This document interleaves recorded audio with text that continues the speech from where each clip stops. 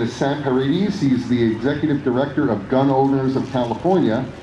Sam has been working with gun owners of California for over 33 years and has been Executive Director for the past 13 years. GOC is a nonprofit lobbying organization formed to protect and preserve our Second Amendment rights in California. Sam is also the Director of GOC Campaign Committee, which is dedicated to defeating anti-guns politicians and replacing them with solid pro-arms leaders. I think one of the things that we need to do as a movement is take the word gun away and restore the word arms. We're talking about an armed, well-regulated militia as talked about in the Second Amendment. The word guns does not appear in the Constitution, arms does. Anyway, Mr. Paredes has been interviewed by Fox News, ABC World News Tonight, and a significant number of radio and TV stations and newspapers throughout California as an expert on gun laws in the Golden State. He has testified in hundreds of legislative committee hearings and has also lobbied the California Fish and Game Commission and the Department of Fish and Game, as well as the California Department of Justice. As an expert in confrontational politics and the Tea Party talk, the art of effective communications, I should learn something about that. He has given over 105 workshops and presentations to gun clubs, Tea Party groups, and conservative organizations in Missouri, Nevada, and throughout California. Mr. Paredes was born in Los Angeles to immigrant parents in 1956. He's the second of 3 children and attended Pepperdine University on scholarship. He graduated in 1978 with a degree in political science and studied at the Foundation for Economic Education in New York. He's been married to his wife Lori for 34 years and they have 3 children, 2 daughters and a son. A member of the Board of Directors of Gun Owners of America and Treasurer of Gun Owner Foundation, Sam is an avid outdoorsman and enjoys shooting of all types, hunting, fishing, golf, and travel with his family. He is an NRA and CRPA life member and a charter member of the Granite Bay Safari Club. He serves as worship leader in his church and directs an a cappella singing group in the Gold Country foothills. Won't you please make welcome Mr. Sam Paredes.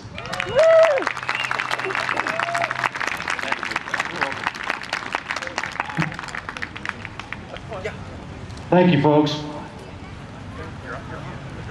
A well-regulated militia being necessary to the security of a free state, the right of the people to keep and bear arms shall not be infringed. What is it about that the knuckleheads in Congress and the pea-brains in Sacramento don't understand? It's clear.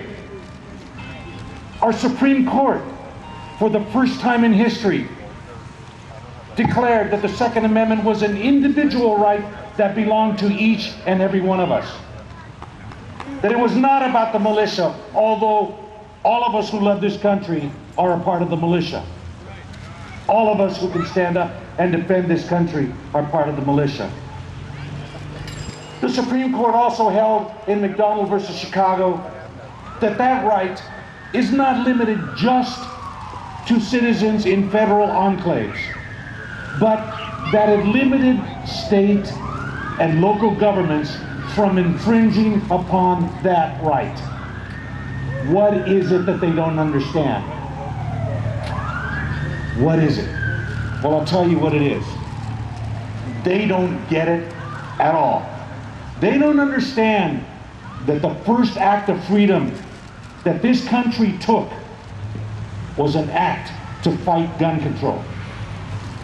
When the British marched on Lexington and Concord, and the shot heard around the world was fired, it was about gun control.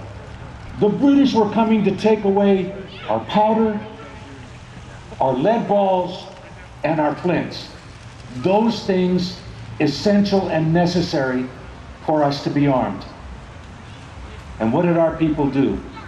Did they sit down? Did they relax?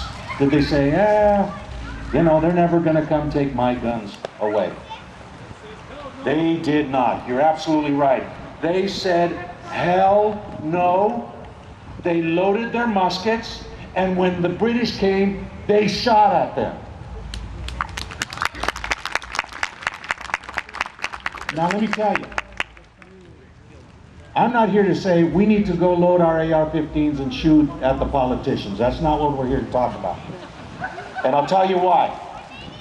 Because our founding fathers gave us a system, first with the Declaration of Independence, and then with the Constitution of the United States, where they added the Bill of Rights. They gave us a system to be able to change the people that are in elected office.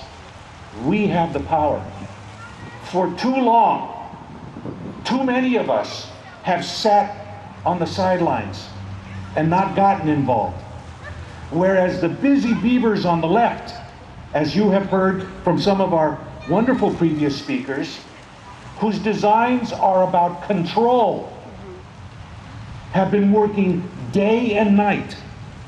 Folks, you know, I see us interacting here with families and friends and new friends. We love to work. We love our churches. We love our God. We love our families. We love our vacations. We love plinking, shooting, competing. We love hunting. We love fishing. And we enjoy and do all of those things. The people that we are fighting against do none of those things. Their vacation time is spent learning how to be more effective in politics so that they can gain control. Their families are surrounded around the politicians that they work for, and they are looking to as mentors to go from one step to the next until it's their turn to win election to office. And what is their goal? Their goal is to control the people and exert their ideas on what is right upon us. And they know that as long as we have guns in private possession, they will never be able to control us the way they want to control us. That's right. That's right. I see a lot of veterans hats out here. First of all, everybody who's a veteran, raise your hand right now. God bless you. Everybody who's a member of law enforcement, everybody who has a family member who's a veteran, raise your hand. Everybody who loves our veterans and what they have sacrificed for freedom, raise your hand. Let's give them a salute. Thank you. Even Admiral Yamamoto, when his generals and admirals were saying, we need to go and invade the west coast of the United States, Admiral Yamamoto was bright enough in this case to say, we will not do that. Because behind every blade of grass will be an American with a gun that he brings from home to shoot us. That's right. And we will not win. Yeah. Folks, we at Gun Owners of California, we're the oldest pro-gun political action committee in the country. We were founded by a guy named Senator H.L. Richardson, and I have the blessing of having started in 1980 when I spent a year in this county, in Monterey County, in Santa Cruz County, working for a guy named Eric Seastrand as his campaign manager. Woo! A true patriot. Andrea continued to carry the torch. You know, freedom is alive and well in San Luis Obispo County. You prove that out. We need to get more people involved. And let me tell you why we need to get more people involved. And I'm going to make this quick. Because we have the United Nations that wants to pass a UN small arms treaty that we defeated last year. And with the re-election of President Obama, he encouraged the United Nations to rethink and reintroduce the UN small arms treaty. This time, the Secretary General kind of tipped his hat at what he wants to do. Now they are openly talking about banning the private possession of firearms amongst the signature countries to that United Nations treaty. Now we see what they really want to do. No way! That's absolutely right. No way. If we stand up and say, hell no, we won't go, you won't go, you won't come, it ain't gonna happen right here in the US of A. That's right.